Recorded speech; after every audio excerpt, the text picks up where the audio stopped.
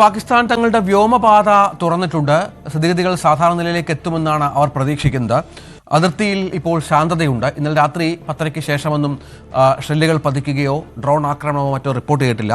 പക്ഷേ ഇന്ത്യ ശക്തമായ നടപടികൾ തുടരുമെന്ന വിവരം പുറത്തു വരുന്നുണ്ട്. സിന്ധു നദീജല കരാർ റദ്ദാക്കിയ നടപടിയുമായി ഇന്ത്യ മുന്നോട്ട് പോകും.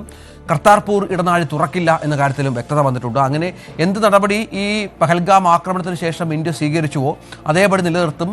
പാകിസ്ഥാനുമായുള്ള വ്യാപാര ബന്ധമടക്കം ഇപ്പോൾ നിർത്തിയിട്ടുണ്ട്. അത് ആ തരത്തിൽ തന്നെ തുടരുകയും ചെയ്യും. സാമ്പത്തിക സഹായമടക്കം മരവിപ്പിക്കും. IMF-നോട് ഇത്തരം പാകിസ്ഥാന് നൽകിയ സഹായം പിൻവലിക്കണം എന്ന് ആവശ്യപ്പെടും. ലോകരാജ്യങ്ങളുമായി ബന്ധപ്പെടുന്നുണ്ട് ഇന്ത്യയുടെ വിദേശകാര്യ പ്രതിനിധികൾ. കാരണം എന്താണ് സംഭവിച്ചത് കഴിഞ്ഞ 4 ദിവസം എന്നുള്ളതും വെടിനിർത്തൽ കരാറിന് ശേഷം എന്താണ് സംഭവിച്ചത് എന്നുള്ള കാര്യമൊക്കെ വളരെ കൃത്യമായി തന്നെ അവരെ ബോധ്യപ്പെടുത്തുകയും മറ്റും ചെയ്യും. ഏതായാലും തൽക്കാലം അതിർത്തികൾ ശാന്തമാണ്. ബ്ലാക്ക് ഔട്ട് അടക്കം പിൻവലിച്ചിട്ടുണ്ട്. ശ്രീനഗറിലും അമൃത്സറിലും ബ്ലാക്ക് ഔട്ട് പിൻവലിച്ചു എന്ന വിവരം ഈ ഘട്ടത്തിൽ പുറത്തു വരുന്നുണ്ട്. അങ്ങനെ നിരവധിയായ കാര്യങ്ങൾ ഇപ്പോൾ സംഭവിക്കുന്നുണ്ട്. എങ്കിൽ പോലും ഏത് നിമിഷവും പാകിസ്ഥാന്റെ ഭാഗത്തു നിന്ന് വീണ്ടും ഇത്തരം പ്രകോപനങ്ങൾ സംഭവിച്ചേക്കാം എന്നുള്ള ജാഗ്രതയിൽ തന്നെയാണ് സൈന്യം. നമ്മുടെ പ്രതിരോധ സംവിധാനങ്ങളെല്ലാം കാര്യക്ഷമമായി തന്നെ പ്രവർത്തിക്കുന്നുണ്ട്. അത്തരത്തിൽ നിൽക്കുന്ന പശ്ചാത്തലം കൂടിയുണ്ട്. നമ്മുടെ സേനകളെല്ലാം അതീവ ജാഗ്രതയിൽ തുടരുന്ന പശ്ചാത്തലം കൂടിയുണ്ട്. കാരണം ഏത് നിമിഷവും എന്തും പാകിസ്ഥാന്റെ ഭാഗത്ത് നിന്ന് ഉണ്ടായേക്കാം. പക്ഷേ ഇന്നലെ രാത്രി 10:30 മുതൽ പുതിയ വെടിനിർത്തൽ കരാർ നിലവിൽ വന്ന പശ്ചാത്തലം അത് അമേരിക്ക അടക്കം വീക്ഷിക്കുന്നുണ്ട്. നേരത്തെ സൈത്ത് പറഞ്ഞതുപോലെ അമേരിക്ക സംസാരിക്കുന്നത് പാകിസ്ഥാന്റെ സൈനിക മേധാവികളോടാണ്, അല്ലാതെ പാകിസ്ഥാന്റെ രാഷ്ട്രീയ നേതൃത്വത്തോടല്ല.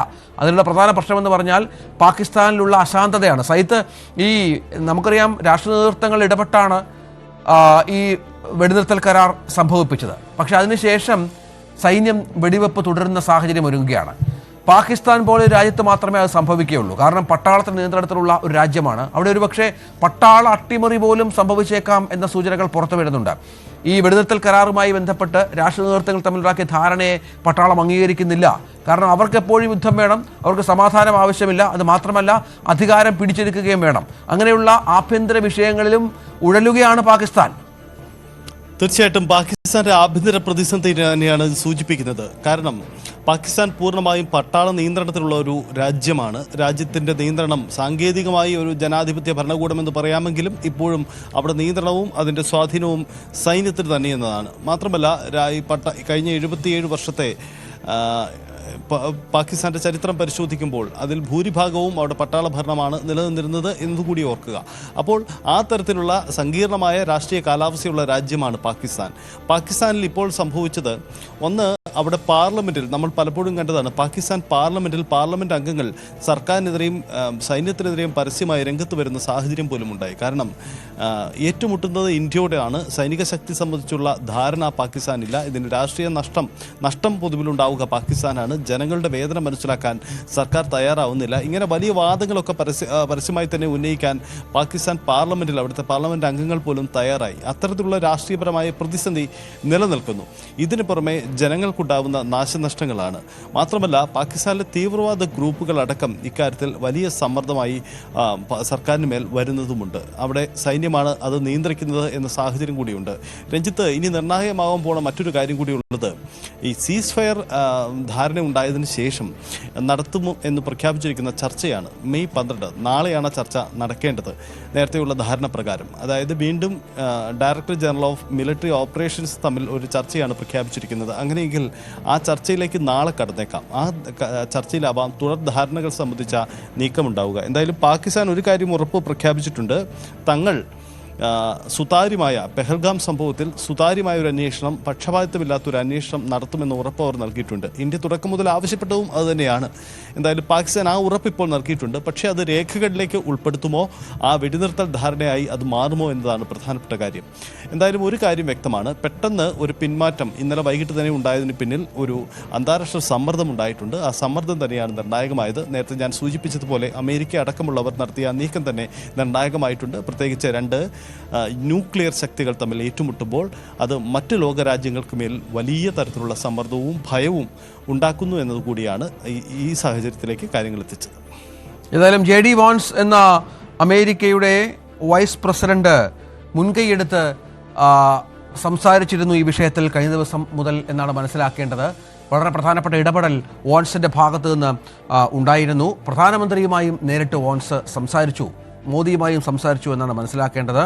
ഈ രണ്ട് ന്യൂക്ലിയർ രാജ്യങ്ങൾ തമ്മിലുള്ള യുദ്ധത്തെ ഭീതിയോടുകൂടി മറ്റു രാജ്യങ്ങൾ കാണുന്ന ഒരു പശ്ചാത്തലം ഉണ്ടായിരുന്നു. അവിടെയാണ് അമേരിക്കയിൽ ഇടപെടൽ ഉണ്ടായത്. പക്ഷേ നമുക്ക് നേരത്തെ പറഞ്ഞതുപോലെ ഒരു മൂന്നാം രാഷ്ട്രം നമ്മുടെ പ്രശ്നങ്ങളിൽ ഇടപെടുന്നതിൽ ഇന്ത്യക്ക് ഒട്ടും സമ്മതമുണ്ടായിരുന്നില്ല. പക്ഷേ നമുക്കറിയാം, നരേന്ദ്രമോദിയും ഡൊണാൾഡ് ട്രംപും തമ്മിലുള്ള ബന്ധം അത് വലിയ വിശാലമായ ഒരു ബന്ധമാണ്.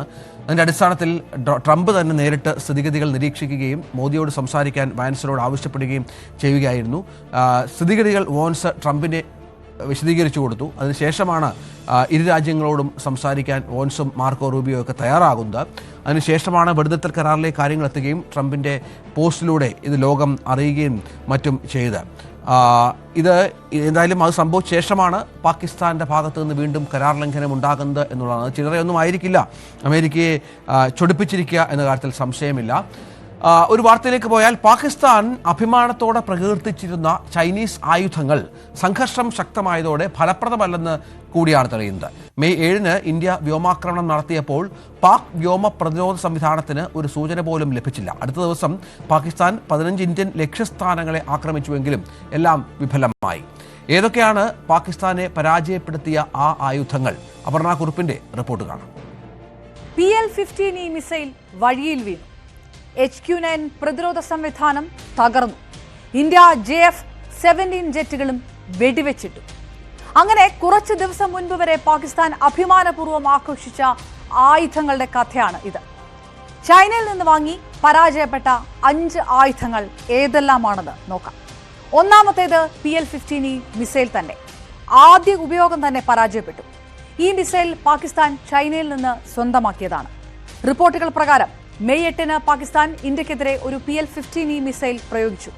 അത് ആകാശത്ത് വെച്ച് തകർന്നു. ഔദ്യോഗികമായി സ്ഥിരീകരിച്ചിട്ടില്ലെങ്കിലും റിപ്പോർട്ടുകൾ വരുന്നത് പാകിസ്ഥാൻ ഷോർട്ട് റേഞ്ച് അല്ലെങ്കിൽ ക്രൂയിസ് മിസൈലുകൾ ഉപയോഗിച്ചിട്ടുണ്ട് എന്നാണ്.